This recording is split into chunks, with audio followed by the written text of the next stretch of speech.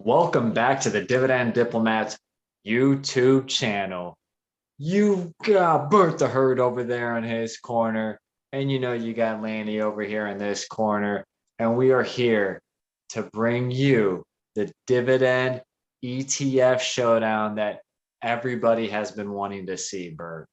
You know the drill. Before we get there, smash that subscribe button, give us a thumbs up. Everybody, we have heard you loud and clear. We've done these ETF battle royales before, but there was one that was missing last time, but we were saving that for the next WrestleMania. We can't do them all at once. So here we are. We're getting ready to put two heavyweights in the ring to see which one of these dividend-focused ETFs comes out on top.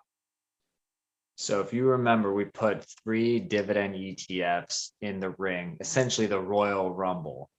And, call me biased, but I'm going to say Vanguard's VYM stood as the last man standing in the ring. What do you think, Bert? I agree. But what happens when you win the Royal Rumble or one of those battle royales, Lanny? You earn a championship shot against another one of the Titans in there to see which one of those are going to come out with the belt. So who are we going to compare Vanguard's high dividend yield ETF VYM to in this video, Lanny? Well, you listen up, Mean Bert. Everybody's been talking about the other 8th wonder of the world, the Schwab US Dividend Equity ETF, Jack. That ticker symbol is SCHD. And I said, brother, with all these 24-inch pythons and the 48 billion of assets under management, I'm here to ready to take you on, Jack. We love it. So here we are. Schwab's dividend fund is now going up against Vanguard's high dividend yield ETF, who also has an insane amount of assets under management. Vanguard's ETF has 48.6 billion assets under management. So it's larger, it's bigger than Schwab, it's double the size of it, but the devil is in the details. It's all about the metrics to see which one of them is going to come out on top. This is going to be a great, great video. Bigger doesn't always mean better, or does it? And that's what we're here to find out. Again, we've got Vanguard's VYM and Schwab's ETF SCHD, the Colossus of Cloud. You've got Babe Ruth and Hank Aaron. You have, essentially the 2 Akron giants of LeBron James and Steph Curry. They're going head to head here. This is like the 2015 through 2018 NBA final battles right here. It's a lot of hype that we're building up there. Let's see. Hopefully the Cavs come out with more than one championship during that time, but we'll see what happens. We know, hey, we got one, and that's all that matters, and we will never forget that championship. We do have one. So, Bert, with Vanguard and Schwab, let's go over how many different dividend stocks does each hold, and what are the top 10 holdings? Sure, let's dive into VYM here. They have the largest of the 2 holdings. They have 414 holdings right there. And you can compare that to Schwab, who has significantly less. They only have 103 holdings under their belt. But again, those are both very diversified portfolios. Let's dive into those top 10 there. Lanny, who are some of the companies in the top 10 holdings for VYM, and how much of their holdings do the top 10 account for? So the top 10, granted they have more stocks, so you'd naturally assume that they don't have that large of a concentration in their top 10, but they do have 2 of our top 5 foundation stocks with Johnson & Johnson, Procter & Gamble. They do have JP Morgan, which was featured in Big Bank Showdown. They have the one DIY with Home Depot. They do have Bert's favorite bank stock, Bank of America. They have Comcast, ExxonMobil, Intel, and the Thong Song Cisco. Great companies that are always featured on our YouTube channel. We've actually covered a lot of these recently. In fact, I can think of videos over the last 3 or 4 months where we've discussed each one of these companies, but that makes sense. And that makes sense why we love VYM so much, because they invest in dividend growth stocks, and it matches our investment strategy. That's ultimately what brings us to VYM over and over again. And did you say what percent of the holdings, Lanny? I can't remember. 3%. 23% right there. So not too large. Let's look over at Schwab. Much different blend here of companies that make up their top 10, but there's still also a bunch of great dividend stocks. Home Depot, IBM, one of our favorite but controversial tech stocks because, man, that company has not grown their dividend at all. They have Texas Industries, they have BlackRock, Pfizer, Pepsi, Cisco. There you go, another Thon song reference right there. Broadcast, Coke, and 3M, one of my personal favorite dividend stocks. Although, hey, really would appreciate some of the dividend growth more right there from 3M because it has not been great recently. If we actually look at the list, they do share two commonalities, Home Depot and Cisco. So, they share a couple of the same top 10. But Bert, what's the concentration of the top 10 from the stat that you read from the fact It's much sheet? larger. It's 40.45%. So they are very heavily concentrated. Luckily, these are some great dividend stocks in the top 10. So at least they're not all concentrated in heavy oil companies. It's spread out amongst the industries at least. So that's a great sign. So, Schwab's SCHD top 10 is 40%. Vanguard's ETF of VYM top 10, 23%. 414 stocks versus 103 stocks. And Bert, what was that asset under management comparison for Vanguard's VYM versus Charles Schwab's SCHD? 48.6 billion with Vanguard to 23.5 billion. So larger funds, large amounts though. That's a lot of money in these funds. What's big though is obviously as an investor in an exchange traded fund or ETF, the big thing is you want to look at the expense ratio. So with an ETF, typically, since those are more passively managed, the expense ratio is lower. So Bert, who wins the expense ratio battle here? I think they both hit each other at the same time when they throw the punches. Both of them have very, very, very, very low expense ratios of 0.0. Fine, they both go down. Yeah, exactly, Lanny. That's what's funny. Both are very cheap, and that's exactly what you want to see for ETFs. That's why people prefer ETFs. They always got to watch out with mutual funds and ETFs because expense ratios that are high can creep up and eat at your returns. These, not so much. That is very low, way low below the industry average. Wow. Yep. So you're getting as I always say, a hell of a deal with both of them on the expense ratio with Vanguard and Charles Schwab, or Chuck Schwab, as a lot of people like to call him. Yeah, so I was going to say, now that we've kind of gone through some of the background of the funds, we've talked about some of their top holdings, their expense ratios. We're going to run them through as much of the stock screener as we can because you can still compare them using the three metrics of the dividend stock screener, which are PE ratio less than the S&P 500, payout ratio less than 60%, and a history of increasing dividend. So we're going to run both of them through, compare the metrics. Today's date at the time of this recording is June 15th. So that's going to be the close price for each one of these. So please keep that in mind as you continue to watch this video at a later date. Let's jump right in, Lanny. What do you think? VYM, you want to kick it off with the PE ratio?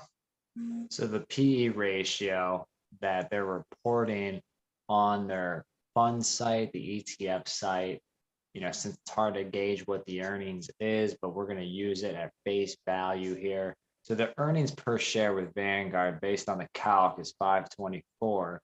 And for Charles Schwab, the earnings per share is 374.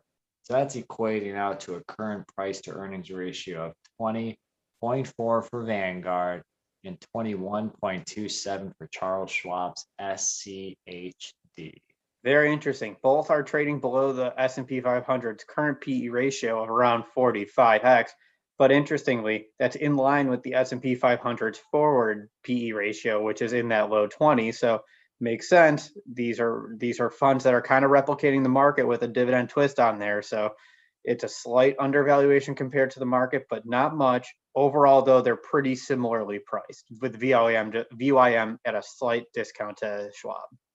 VYM just dodged one right there, but I don't know. I think Schwab's saying, hey, what about the payout ratio, Bert? What about the payout ratio? What about the payout ratio? We'll come back to the dividend in a little bit, but using the trailing 12-month dividend for the funds, we pulled together the last 4 quarterly dividends. VYM has a 12-month dividend of 301. Take that divided by the $5.24 EPS. That gives you a payout ratio of 57.4%, right under our 60% metric. Compare that to Schwab, who has a trailing 12-month dividend of $2.09. Divide that by the 374. another similar payout ratio of 55.82%. So both are right in that perfect payout ratio range, very similar once again, and just below that 60% threshold that we use in our stock screener. Very similar, kind of like the price to earnings. Vanguard squeaks by Charles Schwab's SCHD, but SCHD slightly edges Vanguard's VYM in the payout ratio department here. Very interesting. Both are looking good though, very similar, which is what we like to see. Lanny, do you want to talk about the dividend growth history right here? I know you love dividend growth history for ETFs. I love dividend growth, and gosh darn it, guys, if everybody's watching this video, June 2021, that dividend for both of these should be very, very nice compared to June of 2020's dividend. It better be. It better be. But the 5-year average, through the manual calculation of this, Vanguard's VYM, which we've been touting as around 7% dividend growth, they're at 6.84% dividend growth, taking the last, consecutive trailing 12 months or trailing 4 quarters. So essentially, for example, Q1 21 all the way to Q2 2020, that's 4 quarters. So we're chunking out the 4 quarters, and that's what the dividend growth rate looks like for Vanguard, 6.84%. With Charles Schwab's SCHD, their dividend ETF, just pulled up the big boot. I'm talking big boot because it calculated out to an average dividend growth rate of 12.45%.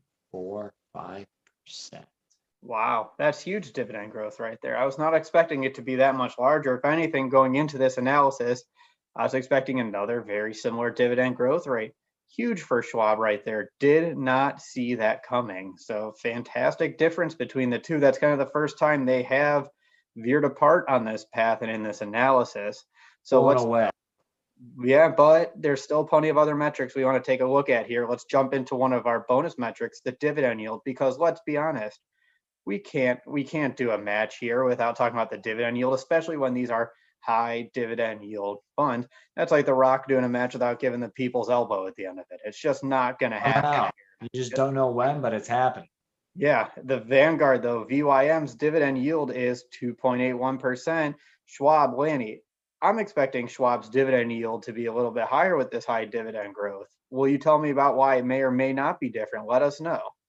Well, with a lower payout ratio, you would expect a lower yield, than a higher growth rate, you would expect also a lower yield.